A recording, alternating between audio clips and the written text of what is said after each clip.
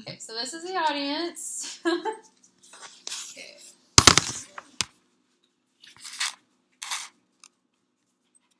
That's great. Okay, so each year approximately 2.7 million animals are euthanized that are turned into shelters. Among those that are euthanized, 1.2 million are dogs and 1.4 million are cats. Surrendering pets to the animal shelter has become a very huge, is at a very high number, and with the right knowledge, we can reduce the amount greatly. When surrendering an animal to your local shelter, the steps include the animal and owner's paperwork, how we prep the animal, and the adoption process. So let's go ahead and dive in. The paperwork is the first and most important step when it comes to surrendering a pet. It allows us to receive basic information about the animal and its previous owner. The general idea for filling out paperwork is so that we can get as much information about the owner and animal as possible. We need to know if the animal is aggressive, good with kids, good with cats, etc. Once we have this information, then we will know the best way to start with the adoption process for that specific animal. Another reason for the paperwork is so we can figure out what the problem is and why the owner cannot keep their pet. If the reason is something simple, like not being able to feed or care for the animal, then it is much easier for us to understand the reason for surrendering. However, should the reason be more complicated, like the animal is sick or non-social or aggressive, then we will have to take more abrupt action. The audience should understand that sometimes paperwork is necessary for recognizing more problems that might not be related to just the animal. For instance, one of the main reasons we hang on to the paperwork from that specific person is because if we see their name pop up frequently when they bring in animals, it means that they are not allowed to have animals because they are constantly surrendering.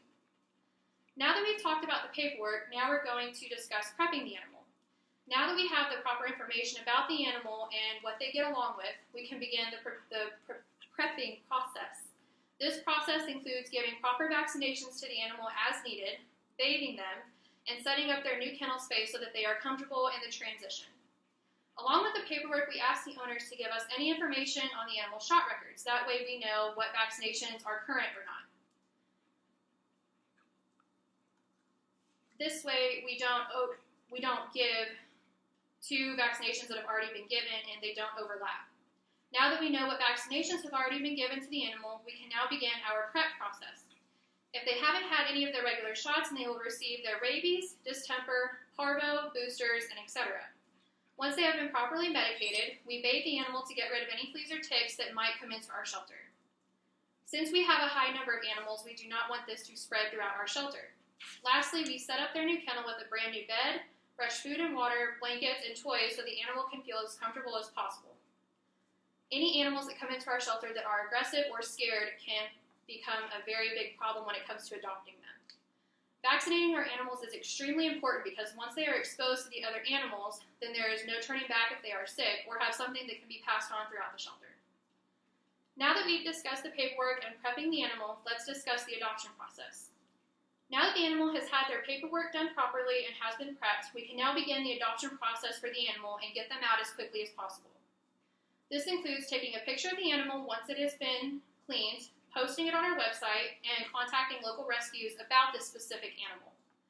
When posting a picture of the animal on our website, we are putting the word out there to potential adopters that we have received a new animal that they might be interested in. Once people begin to see the picture of the animal, they become interested and will most likely come in to look and inspect the animal.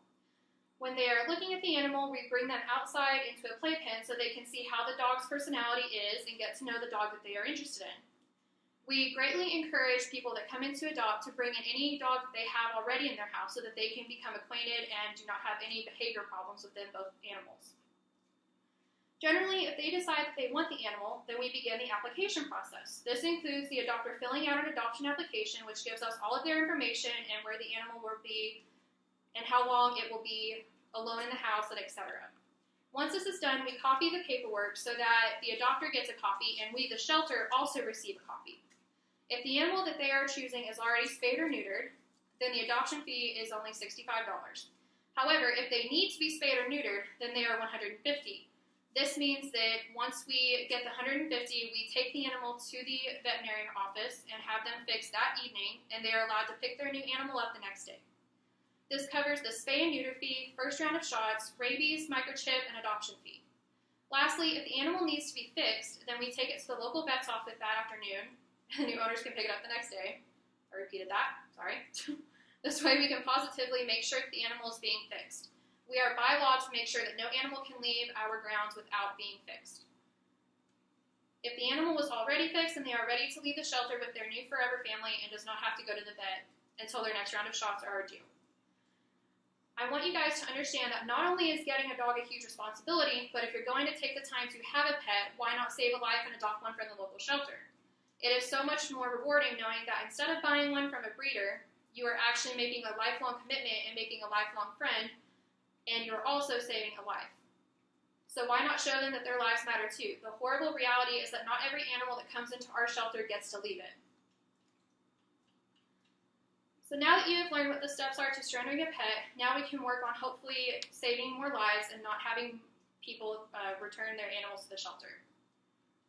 Now that you know the general idea of what surrendering an animal is like, you should also understand that what we do is hard for anyone to understand. It is true that not every animal can be saved, but that is why we focus on the ones that we do save and remember the joy that knowing we beat the odds for one lucky animal. Yay!